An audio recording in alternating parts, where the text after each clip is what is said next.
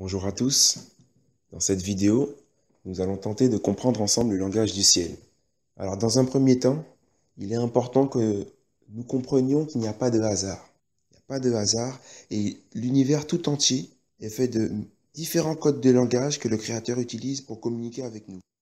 On a tous entendu parler ces dernières années de plusieurs phénomènes qu'on a tous pu entendre parler ou apercevoir dans le ciel, que ce soit la lune, le sang, la superlune. Je crois 2 jours avant la superlune, le samedi, un super soleil, un gros soleil qu'on a pu apercevoir en début de journée.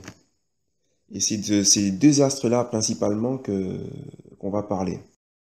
On commence par le soleil, qui est l'astre qui préside au règne du jour. Toute la partie matérielle de l'univers, donc y compris la Terre, est dépendante de la lumière qui émane du soleil. La lumière chasse les ténèbres. La lumière sert de repère à toute la Terre.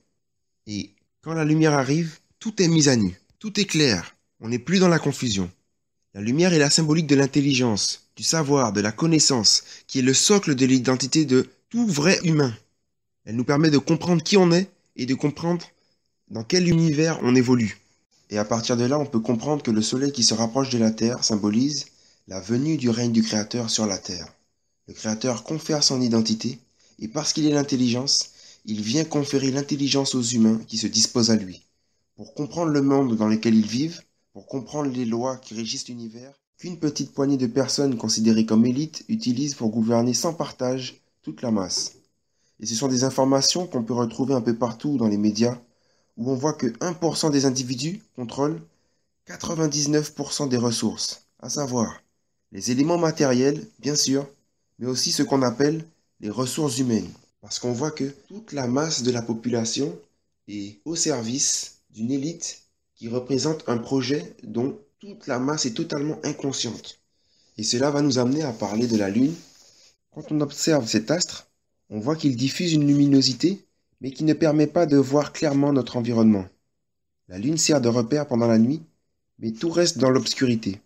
Le règne de la nuit, c'est la symbolique du règne des ténèbres, dans lequel est plongée notre époque, où tous les humains ont été enfermés dans l'illusion, où la civilisation humaine est guidée, orientée par une élite qui, pour la plupart, sont des démons qui agissent sous la forme humaine, pour imposer de faux repères.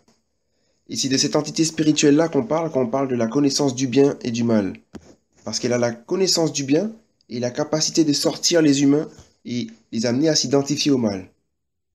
Et nous allons tout droit vers la prise de fonction de l'Antéchrist, la bête, qui est la matérialisation de Satan sous forme humaine, pour tenter d'empêcher les esprits humains à retourner vers leur racine identitaire réelle, c'est-à-dire le Créateur. Quand on regarde bien, la Lune tire sa lumière du Soleil. S'il n'y a pas de Soleil, il n'y a pas de Lune. Cela nous montre clairement que la sphère spirituelle déchue, Satan et ses démons, sont à l'absolu dépendants du Créateur, et sa toute-puissance fait que, malgré leur rébellion, ils participent au projet du Créateur qui est de réaliser l'homme à son image.